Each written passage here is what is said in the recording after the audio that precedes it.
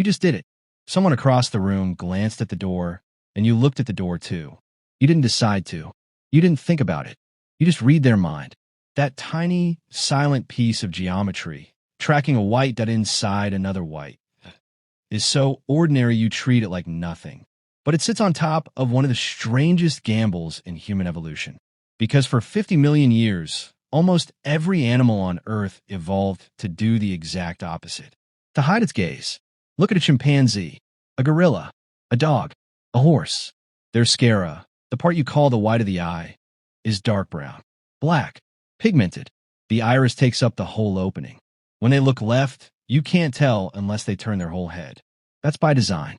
If you're a subordinate chimp and you spot hidden fruit, a bright white eye flick would broadcast its location to the dominant male in a second. If you're being stalked, a visible gaze tells the predator exactly where you're about to run. Dark eyes are gaze camouflage. In a competitive world, hiding your attention keeps you alive. We threw that advantage away. We evolved bright, depigmented, highly visible whites, stretched our eyes horizontally to expose even more of it, and put a dark dot right in the middle. We are walking billboards for our own attention, which raises a deeply uncomfortable question. If hiding what you want keeps you alive, when did our ancestors decide to start broadcasting it? Eyes don't fossilize. They're soft tissue, so you can't dig up a skull and see the exact moment the white appeared. But you can track the behavior that made white eyes necessary. It starts before we were even primates. At the Messel Pit in Germany, paleontologists in 2007 uncovered Darwinius masillae, a 52-million-year-old early primate preserved in oil shale, eye sockets and all. Its eyes face forward, not to the sides like a deer. Forward-facing eyes give you depth perception. You can judge a branch before you leap. But there's a cost. Something behind you can eat you. So evolution made those forward-facing eyes nearly invisible. Dark sclera, dark iris, dark skin around it. One camouflaged unit. That design worked for 50 million years. Then the ground changes. At Gona, Ethiopia, researchers found the oldest Oldowan stone tools, 2.6 million years old. Sharp flakes struck from river cobbles, used to butcher carcasses. Making them isn't intuitive. You can't learn it by accident.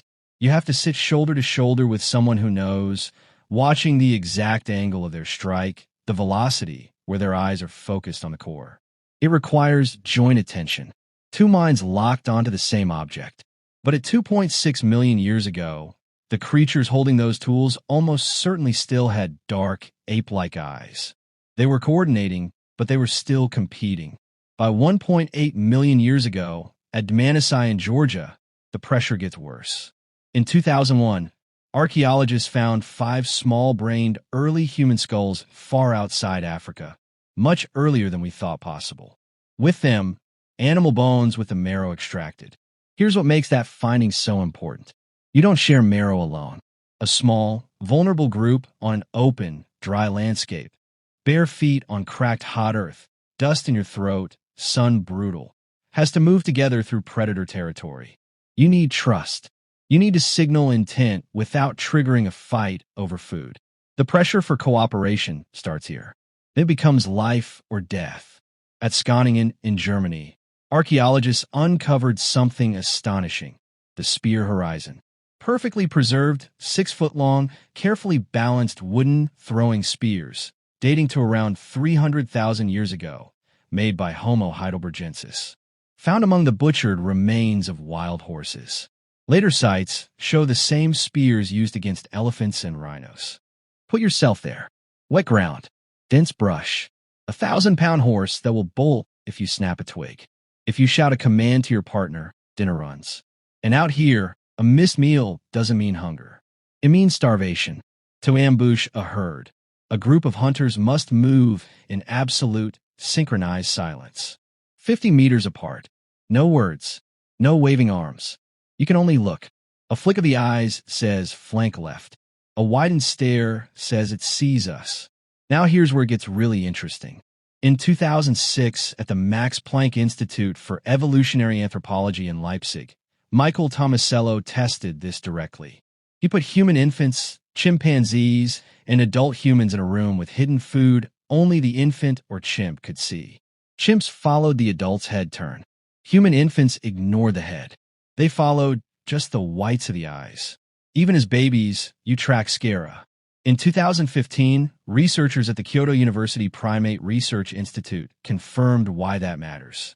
They examined 20 primate species. Anatomically, they all have a white sclera underneath.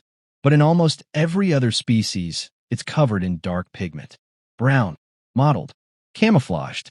Humans are the outlier. We depigmented it. By 75,000 years ago, at Blombos Cave in South Africa, we see engraved ochre and shell beads. Not tools for survival, but for social signaling. And at Jebel Irhoud in Morocco, where in 2017 Jean-Jacques Hublin redated early Homo sapiens fossils to 315,000 years ago, we find flat faces and modern eye sockets built for staring at each other. Young children had years of learning ahead of them. Which plants are poisonous? Which tracks belong to lions? Long before they understand language, they follow eyes. Generation after generation. For hundreds of thousands of years. So why did humans evolve an eye that reveals exactly what we are thinking? Most people assume it's because we wanted to communicate better, to be good team players, to build a better society. That's only half the story. But here's the thing. If everyone knows exactly where you're looking, everyone also knows what you want. That sounds risky. In a chimpanzee troop, that risk would get you beaten. In a human tribe, hiding your gaze was the bigger risk. Think about that. If you hide your eyes in a highly cooperative group, you are suspicious. You are a threat. You get exiled. And out on the savannah, exile means death. We didn't evolve white eyes just because we wanted to cooperate.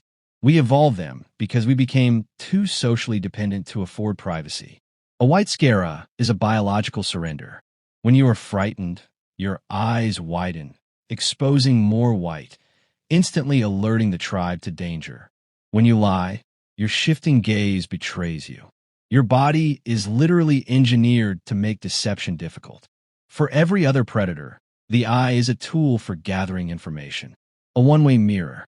For humans, the eye evolved to be looked at. We traded the tactical advantage of stealth for the strategic advantage of trust.